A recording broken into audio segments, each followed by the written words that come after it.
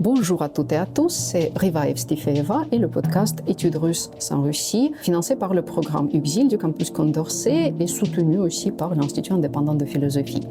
Aujourd'hui, nous sommes du coup campus Condorcet avec Françoise Dossé qui est directrice d'études à l'EHESS. Elle est sociologue spécialiste en Russie contemporaine et comme thématique, c'est par exemple le rapport entre l'État et les citoyens, un peu aussi les dissidences qu'elle explore dans ses recherches, mais elle en parlera. Merci Françoise Dossé d'avoir accepté notre invitation. Et la première question, on va considérer d'abord votre histoire, avant de nous plonger dans l'histoire des études russes et de ce conflit. Comment est-ce que vous êtes arrivé aux études russes ? Bonjour, merci beaucoup de me donner cette occasion de m'exprimer dans ce podcast. Donc, me concernant, il faut d'abord que je dise immédiatement que je n'ai aucune racine familiale en Russie. Je n'ai pas de lien familial avec la Russie. J'ai fait mes études d'abord en Bretagne, à l'université de Rennes, et c'est en entrant à l'université en 1988 que j'ai eu la possibilité de commencer à apprendre la langue russe, qui était, l'enseignement du russe était offert. Et en fait, en 1988, évidemment, c'était le moment où on voyait que des changements importants se dessinaient en Union soviétique. Et en fait, à l'époque, j'ai eu envie de mieux connaître un peu ce qui se passait en Union soviétique, de suivre un petit peu les réformes lancées par Mikhaïl Gorbatchev. Et donc, j'ai d'abord fait 3 ans de russe. En fait, je faisais des études en histoire, j'étais en licence d'histoire. Et j'apprenais le russe en 3e langue. Et puis cet intérêt, évidemment, s'est renforcé à partir de 1991 avec la fin de l'Union soviétique et donc la possibilité tout d'un coup, ou le sentiment de faire face à un champ qui s'ouvrait complètement pour la recherche, pour les études, pour les voyages. Et en 1991, c'est aussi l'année où donc j'ai quitté Rennes pour rentrer à l'Institut d'études politiques de Paris. Donc je suis rentrée à Sciences Po Paris et j'ai pu continuer l'apprentissage du russe à Sciences Po. Et donc c'est mon intérêt en fait pour les études russes au fond est né de ce contexte historique à l'époque où l'URSS s'ouvrait sur l'étranger, s'ouvrait vers l'Europe et où on sentait que des changements importants étaient en train de se produire. Évidemment, je fais partie d'une génération qui a aussi été très marquée par la chute du mur de Berlin en 1989. Et là aussi, donc, cette idée d'une Europe qui se réunissait à nouveau grâce à tous ces changements. Donc, c'était plutôt une période de grande euphorie et même d'optimisme concernant les relations entre la Russie, les États post-soviétiques devenant indépendants et puis l'Union européenne. Est-ce que vous connaissiez déjà des personnes russes en France avant d'y aller pour la première fois ? Je connaissais très peu en fait de personnes russes. J'avais pas de lien du tout. Je répète avec la Russie. J'avais simplement effectué auparavant un voyage en 1988 en Pologne, mais j'étais pas. Donc c'était avant la chute du mur de Berlin. Donc j'avais vu un peu ce que signifiait vivre dans la Pologne communiste, mais j'avais très peu en fait de liens avec la Russie, si ce n'est les premiers liens que j'ai tissés avec mes enseignants de russe qui eux, C'était des Russes ? C'était des Russes qui enseignaient, oui. Mais ils venaient d'où à cette époque ? Alors c'était des Russes qui étaient arrivés soit qui avaient quitté la Russie, l'URSS, qui s'étaient exilés en fait à partir de 91 à Sciences Po, donc à Paris, on avait un enseignant de russe qui était Andrei Makin, qui est un romancier, et c'est lui qui enseignait la langue russe en fait. Donc vous voyez, c'est de cette façon-là en fait qu'on a été un petit peu socialisé à la Russie, en tout cas moi dans mon cas. Et puis par contre, ensuite, à partir de 1993, là je suis rentrée dans un DEA, donc à l'époque diplôme d'études approfondies, qui là était explicitement consacré aux pays post-soviétiques, aux sociétés post-soviétiques. Donc à partir de ce moment-là, de 93, je me suis vraiment spécialisée sur l'étude de la Russie, et c'est là que j'ai commencé à développer des contacts avec des personnes sur place et puis ensuite à effectuer des voyages en Russie. Donc au fond, c'est assez tardif, tout est relatif, mais j'ai commencé vraiment à aller en Russie à partir de 1994-1995. Et c'était comment vos premiers voyages?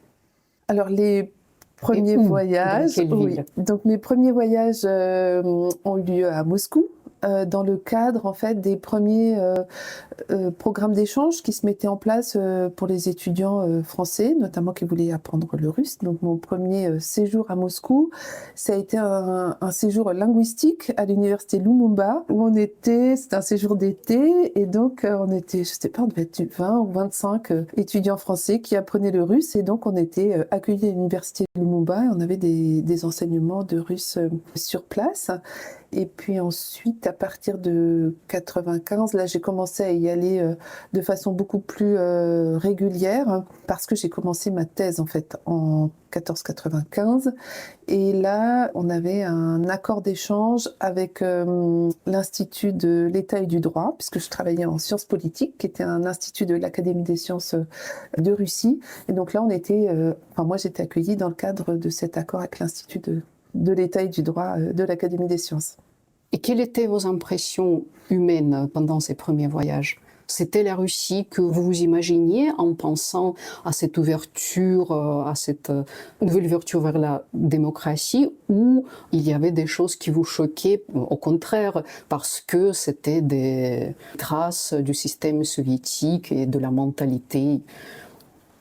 Alors, le souvenir de ces premiers voyages, il est assez ambivalent, puisque d'un côté, c'est une période, je pense, de grande ouverture, d'intérêt mutuel, en fait, qui apparaissait à la fois de nous, jeunes étudiants qui nous intéressions à la Russie et qui avions envie de découvrir ce pays. Et puis, je pense qu'il y avait aussi un intérêt réciproque de la part des personnes qu'on rencontrait, qui avaient peu rencontré d'étudiants, d'Europe occidentale jusqu'à cette date, et qui du coup on sentait qu'il y avait une envie d'échanger, un intérêt, et donc ça c'était assez enthousiasmant. Après, ce qui était beaucoup plus difficile, c'est qu'en fait en allant en Russie en 94-95, moi je suis arrivée dans un moment de grave crise économique en fait, et au fond ce qui moi m'a marqué, c'est pas tant ce qui pouvait rester du passé soviétique que ce sentiment d'appauvrissement très profond de la société. Donc ce qu'on voyait, c'était des gens qui avaient vraiment plus grand chose pour vivre, qui faisaient plusieurs travails pour essayer de s'en sortir, qui avaient du mal même à aller faire leurs courses au magasin.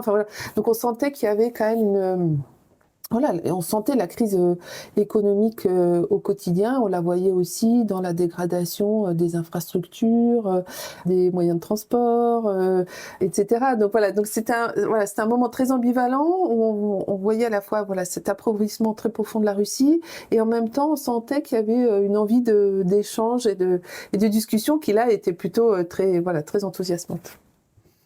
Et quelle est la Russie que, au fil de tous vos voyages, vous avez connue? Donc, par exemple, si vous avez vu d'autres villes que Moscou après, et quel était le type de société que vous avez fréquenté, connu le plus?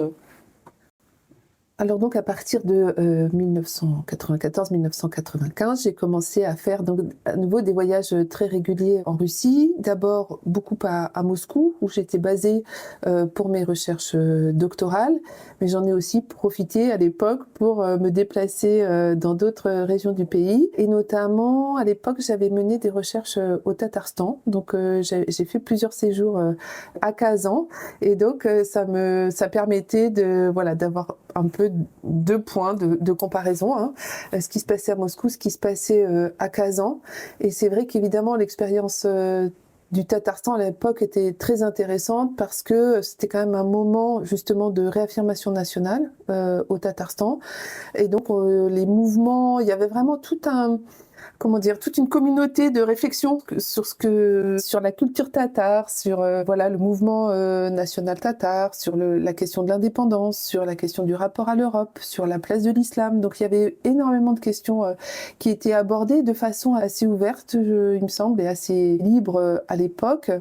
Et donc l'époque, au Tatarstan, on pouvait rencontrer des militants associatifs, des responsables politiques, des citoyens qui avaient envie de parler de cette question de l'autonomie un petit peu culturelle tatare, dans un contexte quand même d'inquiétude, parce que c'était aussi le moment de la guerre en Tchétchénie, de la première guerre en Tchétchénie, et donc il y avait à la fois cette envie d'émancipation et en même temps une inquiétude qu'on sentait au regard de ce qui se passait en Tchétchénie, c'est-à-dire que la Tchétchénie qui, elle, avait tenté aussi cette voie vers l'indépendance et qui se retrouvait et ben voilà, en situation de guerre et de conflit militaire. Et donc voilà, le Tatarstan, c'est je pense un lieu intéressant pour sentir à la fois cette volonté d'émancipation et en même temps la crainte de basculer dans une forme de confrontation violente avec le centre fédéral. Voilà. Est-ce que vous avez encore des amis ou des collègues en Russie avec lesquels vous êtes en contact?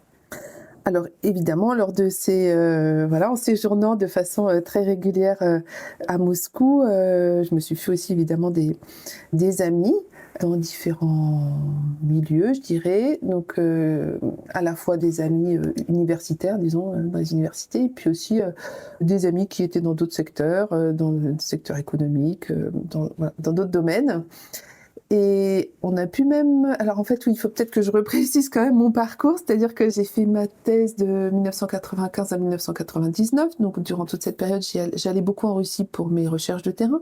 Et puis à partir de 1999 jusqu'en 2002, j'ai séjourné de façon permanente pendant 3 ans à Moscou. Donc j'ai vécu 3 ans à Moscou et je travaillais en fait pour un projet financé par l'Union européenne.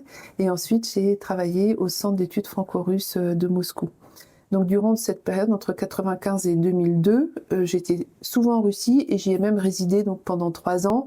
Donc j'ai évidemment développé des relations assez fortes et amicales avec des amis sur place.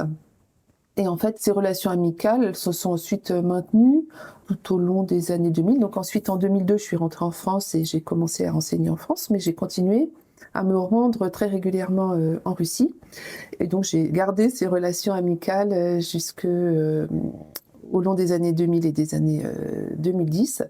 Mais je dois dire que depuis février 2022, ces relations amicales ont beaucoup souffert de ce qui s'est passé, de l'agression militaire massive de l'Ukraine par la Russie.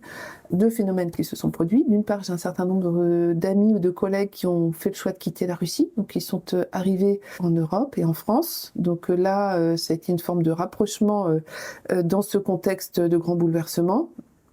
Et puis, d'autre part, il y a un certain nombre de relations amicales avec donc des personnes qui étaient en Russie qui se sont beaucoup abîmées parce que on s'est rendu compte qu'en fait, qu'on partageait pas le même point de vue sur cette guerre.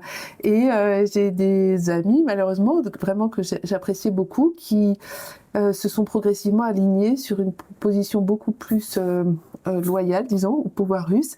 Et en fait, il est devenu quasiment impossible de parler de la situation politique, disons, avec eux. Et donc maintenant, ça se limite à échanger quelques nouvelles des enfants au Nouvel An et bon, bref, au moment des fêtes. Mais on a vraiment, les relations se sont considérablement distendues. Et voilà, donc c'est une forme aussi de déception, évidemment. Et donc, c'est à peu près quand vous étiez en Russie, quand vous alliez régulièrement en Russie, que vous avez assisté à l'ascension de Poutine. Oui. Est-ce que depuis le début, vous pouviez déjà prévoir les futurs développements ou pas du tout? Alors, moi, je me suis donc installée à Moscou de façon permanente pour y travailler en 99. Donc, vraiment, au moment effectivement, où Vladimir Poutine est d'abord devenu Premier ministre. Ensuite, Boris Yeltsin a abandonné le pouvoir. Et donc, début 2000, Vladimir Poutine a été élu président. Donc, j'étais à Moscou à ce moment-là. Et c'est vrai qu'à ce moment-là, on avait déjà une forme de suspicion à l'égard de ce personnage quand même, venant des services de sécurité, qui a pris le pouvoir en fait en lançant à nouveau, en relançant la guerre en Tchétchénie. Enfin voilà, il y avait quand même des signes qui étaient manifestement très peu démocratiques. Donc ça, on le voyait très bien. En même temps, on était aussi dans à une époque où, de fait, la situation économique était toujours très difficile en Russie. La crise de 98 avait quand même été assez profonde. Donc, on voyait bien aussi qu'il y avait une demande dans la société de restauration d'une forme d'ordre pour retrouver une forme de stabilité, même dans la vie quotidienne. À nouveau, je reviens, mais les années 90 ont été vraiment très difficiles. À nouveau, beaucoup de collègues ou de fonctionnaires, d'enseignants n'étaient plus payés. Enfin voilà, il y avait quand même une dégradation de la situation qui était très profonde. Donc on sentait en même temps cette envie de renouer avec une forme de stabilité économique et sociale, mais portée par ce personnage qui déjà pouvait susciter de la suspicion quant à ses intentions politiques. Donc c'est vrai qu'assez tôt, et là on en discutait déjà beaucoup avec mes collègues, on était dans une posture assez méfiante à l'égard de ce responsable politique. Votre avis d'historienne de la vie politique russe, est-ce que la Russie, dans son histoire, globalement, a connu la démocratie ? La question de l'histoire, évidemment, la Russie, a priori, n'est pas le pays...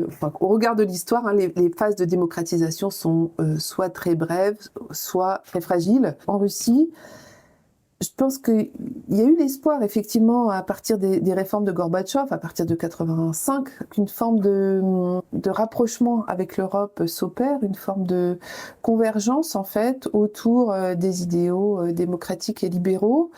Et vous vous rappelez peut-être cette idée que la chute de l'URSS marquait la fin de l'histoire. En fait, c'était l'idée que la Russie, en fait, se normalisait et se rapprochait des sociétés ouest-européennes. Et cet idéal-là, il a été beaucoup mis en avant dans les programmes de transition démocratique des années 90, qui étaient à la fois pensés par les acteurs russes eux-mêmes, donc ils pensaient réellement pouvoir créer la démocratie dans leur pays, et puis soutenus par les organisations internationales qui souhaitaient précisément ce rapprochement.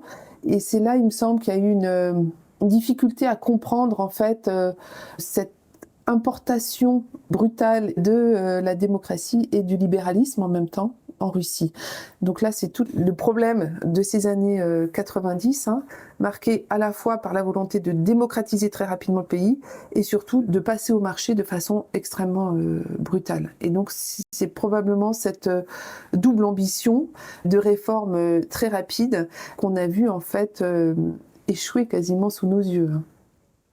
Voilà. Et donc, le projet réformateur initial, qui était celui porté par les cercles réformateurs du Parti communiste d'Union soviétique, qui aurait pu mener à une transition beaucoup plus graduelle, ce projet de réforme graduelle a été abandonné au profit d'une réforme très brutale, la thérapie de choc, comme on l'appelait à l'époque, et dont on a vu les effets dévastateurs en fait sur la société. Voilà. Donc ce que je veux dire en expliquant tout ça, c'est que je pense qu'il n'y a pas de fatalité en fait autoritaire en Russie ou de fatalité répressive en Russie, que les voies d'évolution pourraient être différentes, les transformations pourraient être différentes, mais là, il se trouve que voilà, dans les années 90, il s'est joué quelque chose qui n'a pas permis précisément une évolution un peu plus graduelle vers un modèle de développement qui serait plus le modèle de l'autocratie ou de l'homme fort.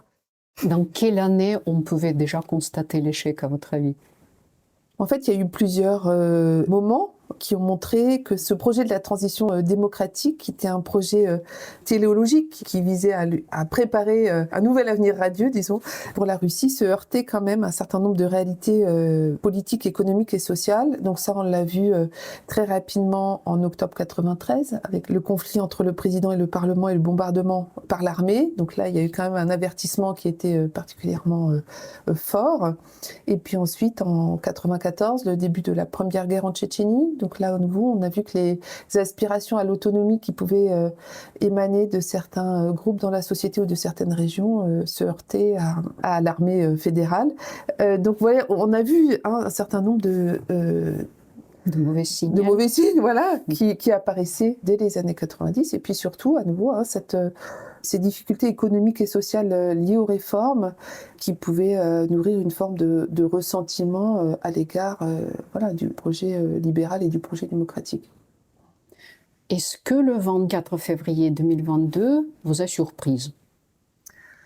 Alors en fait, je travaille en sociologie politique depuis ma thèse, depuis le milieu des années 90, et avec mes collègues, parce qu'on travaille beaucoup de façon collective, hein, on a quand même documenté tout au long des années 2000 et des années 2010 le renforcement de l'État répressif en Russie. C'est-à-dire qu'on a bien vu cette trajectoire très autoritaire qui s'affirmait de plus en plus. Donc là aussi, il y a eu plusieurs étapes. L'épisode de Medvedev, le remplacement de Poutine par Medvedev, les grandes manifestations de 2011-2012, leur répression, le procès Bolotnaya. Donc on a bien vu la trajectoire autoritaire, je dirais, on l'a vraiment documentée de façon assez précise et on l'a analysée, disons, tout au long de la période. Donc le tournant autoritaire, on l'a très bien vu. Ce qu'on a peut-être moins bien anticipé, c'est la dimension effectivement de retour à l'idée impériale probablement et à l'expansionnisme territorial. Donc on avait des alertes. Donc à nouveau, je peux parler de la guerre en Tchétchénie, de ce qui s'est passé en Géorgie, la guerre en Géorgie en 2008, l'annexion de la Crimée en 2014, la guerre au Donbass. Donc on voyait bien cette volonté de reprise de contrôle sur les anciens États qui faisaient partie de l'URSS. Donc ça, on l'avait assez bien documenté, mais je pense qu'on n'avait pas anticipé jusqu'au bout ce que ça signifiait en termes de volonté d'expansionnisme néo-impérial, disons. Et donc, c'est vrai qu'en février 2022, même si on avait l'antécédent de l'annexion de la Crimée, on imaginait mal quand même que la Russie puisse lancer son armée contre l'Ukraine et aller jusqu'à vouloir prendre Kiev. Donc je pense qu'on s'est beaucoup concentré sur l'enjeu de l'autoritarisme et du retour d'un pouvoir répressif à Moscou, mais qu'en se concentrant sur cet aspect, on a peut-être moins vu le retour à cette forme néo-impériale d'exercice du pouvoir.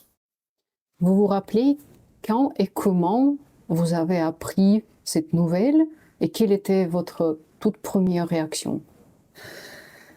Alors, en février 2022, donc là aussi, il y avait eu quand même des signes avant-coureurs. Donc, vous vous souvenez, il y avait eu ces réunions au sommet de l'État, la réunion de Poutine réunissant les ministres et les chefs des services de sécurité. Donc, on voyait bien, on savait que les troupes étaient massées à la frontière. Donc, on voyait bien qu'il y avait quand même beaucoup d'éléments qui laissaient présager éventuellement une action militaire. Mais c'est vrai que le fait de l'apprendre, que les troupes avaient franchi la frontière, non, on a l'impression un peu d'un monde qui s'effondre, quoi. C'est-à-dire que, et dans mon cas, je pense que assez vite, ça a été l'idée que cette période de 30 ans qui s'était ouverte en 91-92, était en train de se refermer, quoi. C'est-à-dire qu'on avait vécu une période de relative ouverture de la Russie qui nous, comme chercheurs, nous permettait de circuler, qui avait quand même permis aussi un certain nombre de rapprochements, de coopération, etc. Et que toute cette période, en fait, là, elle était en train de s'effondrer sous nos yeux, et elle s'effondrait aux dépens de l'Ukraine et de la société ukrainienne, qui était la première victime quand même de l'invasion. Donc oui, le sentiment d'un moment historique qui fait qu'on se dit que quelque chose bascule et alors ce que maintenant j'appelle une parenthèse, mais cette période de 30 ans est en train de se refermer. Vous avez regretté d'avoir fait les études russes? Non, je regrette pas d'avoir fait des études russes, parce que je pense que c'est toujours à la fois important, que c'est malgré tout, j'ai toujours fait des études russes en essayant de m'appuyer sur les travaux de sciences sociales. Donc l'objectif, c'était pas simplement d'avoir une compétence experte sur le pays, c'était d'essayer de penser les évolutions en Russie au regard des travaux de sciences sociales dont on dispose pour à la fois prendre un peu de recul et puis essayer de comprendre ce qui s'y joue. et à nouveau d'essayer de dépasser l'idée d'un exceptionnalisme russe ou voilà. Donc bon, voilà, moi j'ai pas du tout des approches en termes de d'âme russe ou voilà, c'est pas ça du tout qui m'intéresse. C'est vraiment les dynamiques sociales et politiques, et donc d'essayer de mobiliser les outils des sciences sociales pour comprendre ce qui se passe. Et d'une certaine façon, de ce point de vue de sciences sociales, je me semble que la Russie est un laboratoire qui est très important et très intéressant pour renouveler la réflexion sur notamment comment est-ce qu'on fabrique un régime autoritaire dans une société qui s'est libéralisée et qui est connectée au monde. Donc voilà, ça nous oblige aussi à repenser nos modèles d'analyse.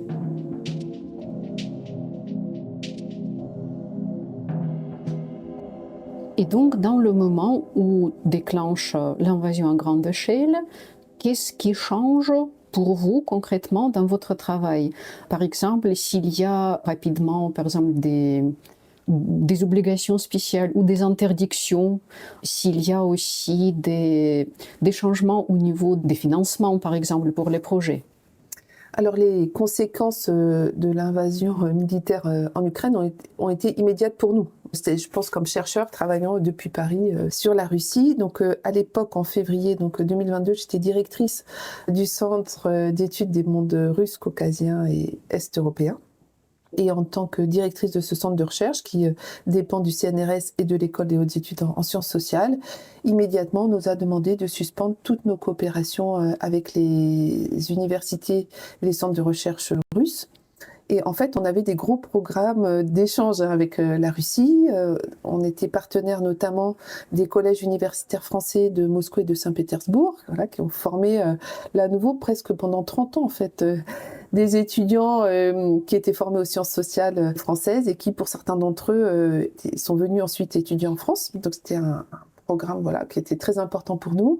On avait aussi un accord de double master avec le Haut Collège d'économie, et donc on avait aussi des échanges d'étudiants qui se déroulaient dans ce cadre. Donc immédiatement en février 2022, nos institutions de tutelle nous ont demandé de suspendre tous ces accords. Et évidemment, immédiatement, on a pensé à nos étudiants qui étaient, alors soit certains de nos étudiants qui étaient en Russie, soit certains étudiants russes qui étaient en France en fait. Donc l'urgence a été d'abord de gérer les situations personnelles de ces personnes. On avait aussi des collègues en Russie qu'il fallait rapatrier en France, puisque les collègues qui étaient partis en Russie ne pouvaient pas y rester puisqu'ils dépendaient du centre. Voilà, donc la première étape, ça a été de régler toutes ces situations individuelles. Voilà, en essayant évidemment dans un contexte où aussi les étudiants étaient particulièrement bouleversés, notamment ceux originaires de Russie. Pour eux aussi, c'était très compliqué. Donc on a essayé de les accompagner jusqu'à la fin de l'année académique, parce que voilà, donc on a tout fait pour qu'ils terminent leur cycle d'études et pour pas les abandonner comme ça en plein milieu d'année universitaire. Voilà, donc ça a été la première chose. Et puis ensuite, donc, on nous a demandé de suspendre toutes nos coopérations institutionnelles avec la Russie, mais on avait quand même aussi beaucoup de relations personnelles et individuelles. Donc, il y a eu toute une activité extrêmement intense au printemps 2022, à la fois pour accueillir les collègues ukrainiens qui fuyaient la guerre. Donc ça a été ce grand moment là d'exil des réfugiés ukrainiens en fait, donc qui arrivaient en France. Donc il fallait aussi essayer d'aider notamment les chercheurs d'Ukraine qui arrivaient. Et puis il y avait aussi les collègues de Russie qui voulaient quitter la Russie parce que ils voyaient bien que la situation était en train de devenir de plus en plus oppressante et dangereuse même pour eux. Donc on a eu aussi tout ce travail de soutien et d'accueil des chercheurs en exil qu'on a essayé d'accompagner tant bien que mal avec les outils dont on disposait, et notamment dans le cadre du programme PAUSE évidemment qui a permis d'aider certains d'entre eux, mais pas tous. On a fait aussi un travail assez important avec l'association Mémorial, parce que traditionnellement, le CRSEC, où travaillent beaucoup de collègues historiens, a des liens très forts avec l'association Mémorial. Et donc, on a aussi accueilli beaucoup de militants de Mémorial qui sont arrivés en France. Et donc c'est vrai que le printemps 2022 a été presque entièrement consacré à ces activités de soutien et d'accueil des chercheurs en exil. Ça fait déjà plus que 3 ans que cette situation dure. Est-ce qu'il y a eu déjà des évolutions au cours de ces 3 ans?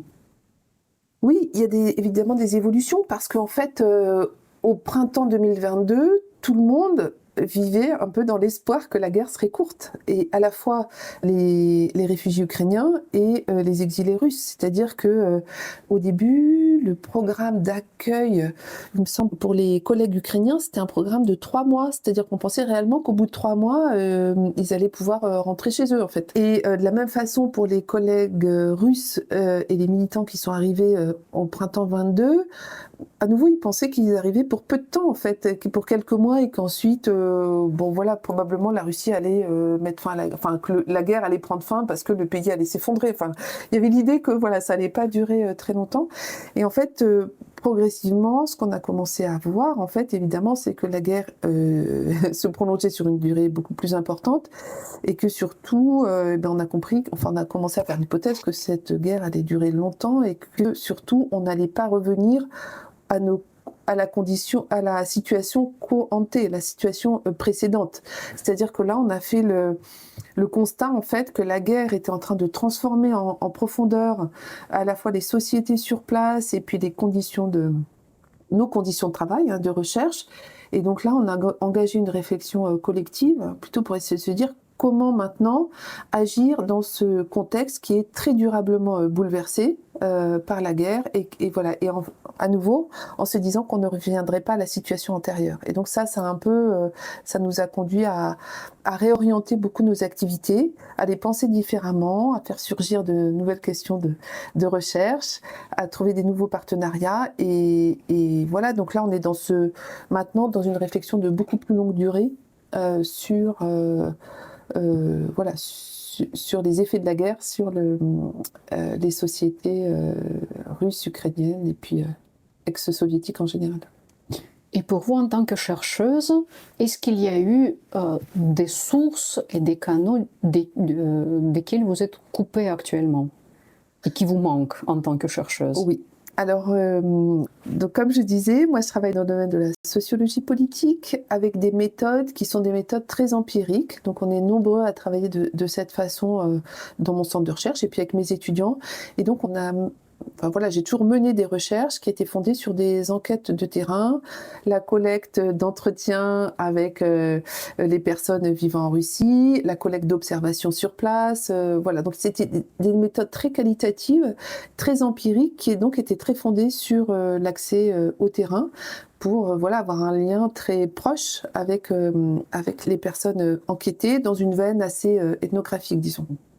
Et donc c'est à partir de février 2022, donc à partir du moment où on a suspendu toutes nos coopérations avec les institutions russes, ça signifie aussi qu'on ne pouvait plus remettre les pieds en Russie. Donc ça veut dire très concrètement que comme chercheurs, on n'a plus d'accès à nos terrains. Et donc pour nous, c'est un bouleversement presque dramatique. C'est-à-dire qu'on n'a plus, on n'a plus accès à nos terrains d'enquête. Et donc ça vaut pour moi, ça vaut pour les jeunes chercheurs qui faisaient une thèse sous ma direction et dont certains étaient engagés précisément dans des enquêtes ethnographiques en Russie, et on a immédiatement stoppé donc toutes nos enquêtes sur place. Donc et comment vous avez fait? Alors comment on a fait? Donc ça on a fait maintenant le constat que ces enquêtes n'étaient plus possibles. Voilà, et on a beaucoup mené de discussions collectives au sein du laboratoire, au sein du CERSEC, pour essayer de penser ensemble comment réagir dans ce contexte qui est très contraignant à la fois pour nous comme sociologues, nous ne pouvons pas accéder au terrain, mais aussi très contraignant pour mes collègues historiens qui, eux, ne peuvent plus accéder aux archives, puisque le travail des historiens repose beaucoup sur l'accès aux archives, et qui là, c'est aussi refermé complètement après 30 ans d'accès. Donc on a discuté collectivement, on a même organisé un séminaire avec 2 collègues, notamment Yulia Shukan, Emilia Kousova, et puis aussi on a travaillé avec Isabelle Oyon, un séminaire qui s'appelait « Enquêter un terrain impossible, quels enjeux, quelles méthodes », et qui était un moment important. On a fait ça pendant 2 ans, et on l'a fait mettant en dialogue à la fois les sociologues et les historiens, et puis aussi dans une dimension comparative, en discutant avec des collègues rencontrant le même type de problème dans d'autres pays. Donc on a notamment bien discuté avec les collègues travaillant sur l'Iran ou sur la Syrie, Ce qui est une façon aussi de mettre un peu à distance les difficultés qu'on rencontrait, parce qu'on n'est pas les seuls en fait à les rencontrer, et que voilà, c'est de ces échanges-là que peuvent naître, dans ce contexte, que peut avancer la réflexion. Et vous, personnellement? Et moi, personnellement, on a mis en place 2 choses. Alors, d'une part, il y a l'idée quand même qu'on reste attaché à nos méthodes d'enquête. Donc, c'est-à-dire que la recherche, pour moi, notamment, doit être fondée sur la collecte de données originales et de première main. Donc, pour moi, c'est pas envisageable de déléguer, par exemple, des enquêtes à quelqu'un d'autre en Russie. Je considère que c'est à moi de mener mes enquêtes. Et donc, à partir du moment où je reste attachée à ces méthodes, ça signifie qu'il faut que je me déplace sur d'autres terrains. Donc, il y a un mouvement que j'ai engagé qui a été du coup de circuler dans d'autres espaces, notamment dans les pays anciennement soviétiques. Et donc j'ai fait notamment des enquêtes dans les pays baltes. Je me suis aussi rendue en Géorgie pour essayer voilà, toujours de collecter des sources de première main autour des questions qui m'intéressaient, mais dans d'autres espaces, parce que voilà, je trouve que l'enquête sociologique est fondamentale. Et donc j'ai réorienté une partie de mes recherches vers la question de l'exil et des migrations, dans le cadre d'un projet ANR collectif qui s'appelle Exil Est. On est plusieurs à travailler sur ces questions de migration dans le contexte de la guerre. Et donc, voilà, moi, en travaillant plus sur les pays baltes. Donc ça a été un premier mouvement. Et le deuxième, parce que je me suis beaucoup intéressée depuis plusieurs années à la question numérique et des études d'Internet. Ça a été de continuer les études sur les questions numériques et sur Internet, sur comment se recompose en fait le contrôle sur Internet en temps de guerre. Et là aussi, en déplaçant les enquêtes, en déplaçant aussi les questions de recherche. Et là, maintenant, je fais partie un autre projet ANR qui s'appelle DigiSov, qui porte sur les questions de souveraineté numérique dans un monde fracturé. Et donc là, j'essaye de continuer à mener des enquêtes sur Internet, mais en déplaçant le regard là plutôt vers l'Ukraine et vers la Moldavie. Donc vous voyez, ça demande, c'est très compliqué en fait, parce que ça demande de se repositionner d'un point de vue voilà, à la fois géographique, mais aussi thématique, et puis voilà, d'ouvrir de nouveaux terrains. Donc ça, c'est les recherches que je mène.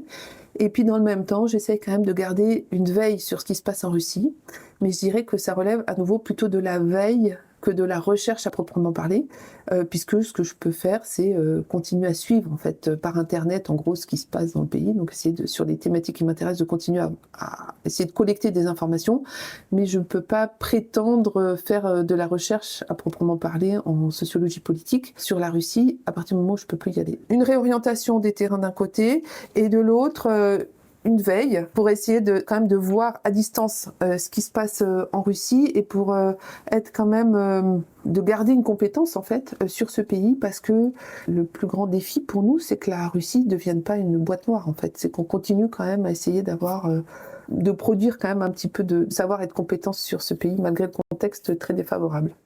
Et donc pour cette veille numérique, quels sont les principaux canaux que vous utilisez ? Même pour vous-même, pour vous informer, pour être au courant de ce qui se passe? Alors en fait, je m'appuie sur mes recherches antérieures qui précèdent la guerre. C'est-à-dire que avant la guerre, j'avais participé là aussi à un projet de recherche qui a duré plusieurs années, projet de recherche qui s'appelait Résistique, et dans le cadre duquel j'avais fait plusieurs enquêtes de terrain en Russie qui m'avaient permis d'identifier un certain nombre d'acteurs qui m'intéressaient dans le domaine numérique, donc des associations de défense des droits numériques, les institutions officielles qui contrôlent l'Internet en Russie, etc. Donc j'avais déjà une cartographie en fait des principaux lieux qui m'intéressent, et donc ce que je fais depuis février 22, c'est de continuer à suivre la trajectoire des personnes en fait et des institutions qui m'intéressaient avant 22. Donc je garde quand même, voilà, je capitalise disons sur ce que je savais avant 22 pour continuer à suivre les trajectoires et les évolutions de ces organisations et de ces acteurs. Voilà, et c'est une façon pour moi de faire cette veille et de documenter aussi des trajectoires en temps de guerre, comment évoluent en fait ces groupes et ces institutions, sachant qu'il y a une partie de ces acteurs qui ont quitté la Russie, notamment tous les défenseurs des libertés numériques qui ne peuvent plus rester en Russie, donc qui eux sont partis. Et puis il y a par contre un certain nombre d'institutions officielles ou para-officielles qui sont toujours extrêmement actives, et dont il est très intéressant de suivre les activités. Comment est-ce que c'est possible d'enseigner un pays qu'on ne peut plus aimer? Alors, le problème de mon point de vue, c'est pas important d'enseigner sur un pays qu'on ne peut plus aimer que d'enseigner sur un pays qui est devenu inaccessible. Et pour moi, c'est le principal défi, notamment avec mes étudiants. Donc, moi, j'encadre des étudiants de master et de doctorat qui sont des étudiants qui font de la recherche. Donc, j'ai pas d'enseignement généraliste sur la Russie. Je l'ai fait auparavant, quand j'étais maîtresse de conférence à l'université de Clermont-Ferrand, mais maintenant, à l'EHESS, voilà, j'accompagne uniquement des étudiants qui font de la recherche en sociologie et qui n'ont plus accès au terrain russe. Donc c'est très difficile en fait d'imaginer des projets de recherche nouveaux alors qu'on ne peut plus accéder au pays. Donc soit ils travaillent sur, en lien avec des questions d'exil notamment, forcément c'est plus accessible. Soit j'ai eu des cas, mais qui ne sont pas très nombreux, et que normalement on n'a pas le droit de faire ça, mais j'ai quand même des cas d'étudiants, notamment d'étudiants de nationalité russe, donc ayant un passeport russe, qui ont fait des travaux de master en faisant discrètement des travaux de terrain en Russie, parce qu'ils s'y rendaient en gros pendant les vacances pour voir leurs parents. Donc ils ont continué à faire un peu de recherche, mais on voit bien que là aussi ça va progressivement décliner, parce qu'on a très peur en fait de mettre en danger nos étudiants quand ils sont inscrits dans une université française, et très peur qu'ils se mettent en difficulté eux-mêmes. Donc ça, on voit que c'est en train ça risque de s'éteindre progressivement. Et par contre, ce qu'on observe, et c'est assez frappant, c'est comment les étudiants se repositionnent très vite vers des terrains accessibles et donc vers les autres pays anciennement soviétiques dans lesquels on peut aller faire de la recherche. Donc là, j'ai des étudiants maintenant qui travaillent sur l'Arménie, sur la Moldavie, sur les pays baltes, enfin on voit bien. Donc les étudiants eux-mêmes saisissent assez bien en fait le contexte dans lequel ils travaillent, et ce qu'on peut faire et ce qu'on ne peut pas faire. Mais pour certains, c'est assez difficile même émotionnellement, parce qu'ils sont obligés de renoncer à des projets qui leur tenaient à cœur et à réorganiser leurs projets dans ce contexte très, très compliqué. Il y a un déclin des inscriptions, des vocations ou pas chez vous? Et bien, ça, c'est un peu le paradoxe, c'est qu'il n'y a pas vraiment un déclin de l'intérêt pour je dirais, pour les pays de l'ex-URSS en général. Donc, il y a toujours un intérêt très fort pour la Russie. Sauf que, voilà, nous, on leur explique qu'actuellement, c'est très difficile d'y faire de la recherche, surtout qu'on ne les forme pas à l'expertise. Donc, c'est peut-être que dans d'autres centres de recherche ou dans d'autres universités, c'est plus facile de continuer à travailler sur la Russie quand on est dans une position plutôt d'analyse géopolitique, et ce qui n'est pas vraiment notre cas. Donc, nous, on a des approches vraiment assez sociologiques et empiriques. On explique ça, mais en même temps, il y a un intérêt pour cet espace, enfin voilà, les pays anciennement soviétiques, et même parfois, je trouve un intérêt presque renouvelé, parce que la guerre fait surgir de nouvelles questions. Donc, comme je le disais tout à l'heure, au départ, on était beaucoup sur des enjeux de passage de la démocratie à l'autoritarisme, disons, donc de construction de l'autoritarisme en Russie et de la répression. Et maintenant, on voit arriver des étudiants qui, eux, viennent plutôt poser des enjeux décoloniaux et postcoloniaux. Donc il y a ça attire beaucoup l'attention des étudiants, en fait, l'arrivée de la littérature postcoloniale dans l'espace postcommuniste.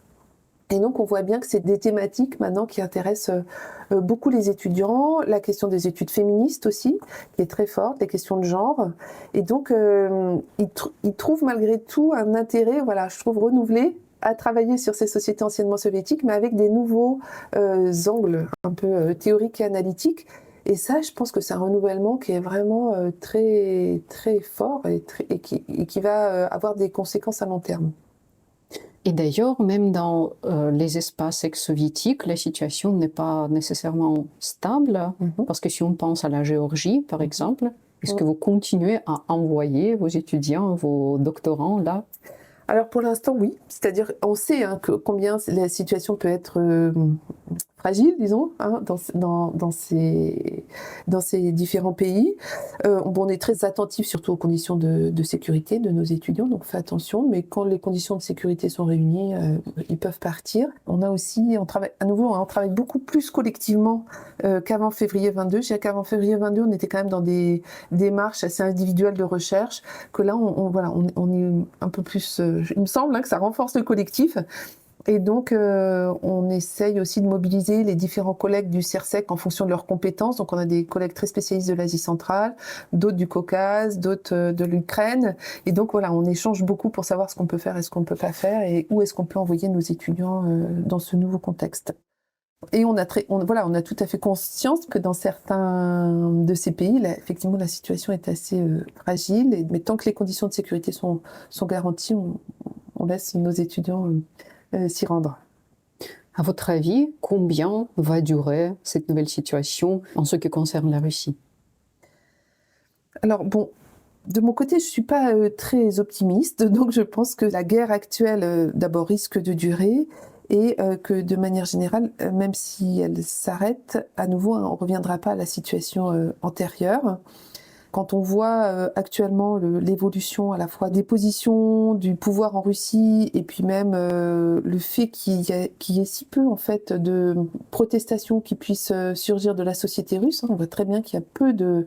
Je ne vais pas développer sur les raisons de pourquoi il n'y a pas de protestations, mais en tout cas on voit peu de protestations surgir dans la société.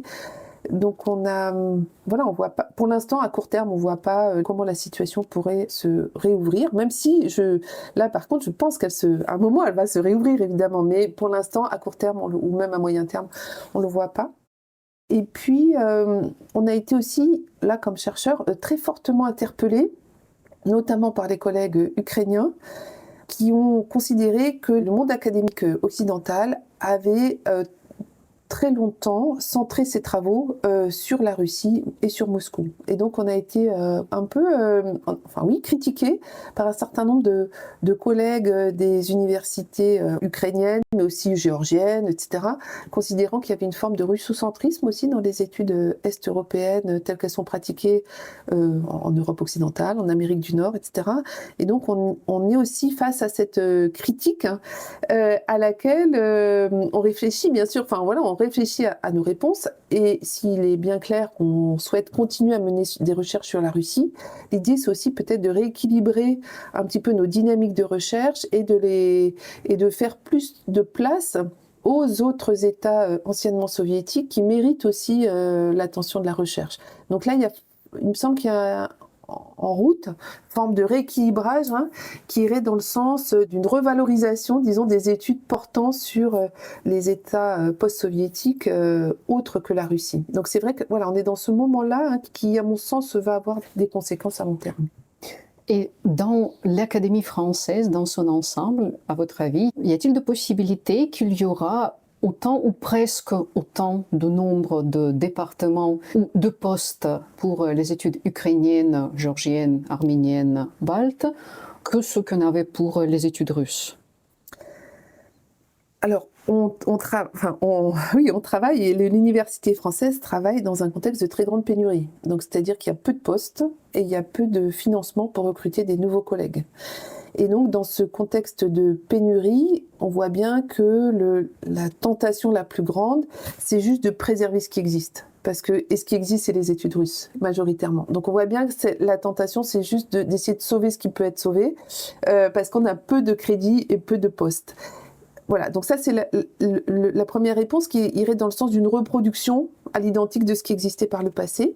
Et en même temps, on voit bien que dans les nouveaux recrutements, il y a quand même une attention qui est apportée à des profils universitaires qui sont plus ouverts sur d'autres compétences ou d'autres pays que simplement la Russie.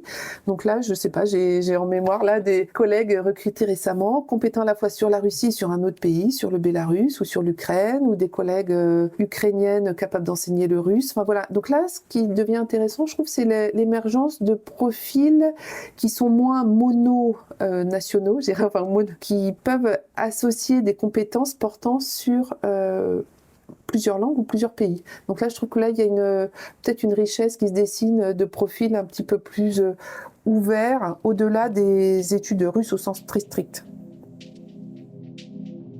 Merci beaucoup pour cette conversation très enrichissante.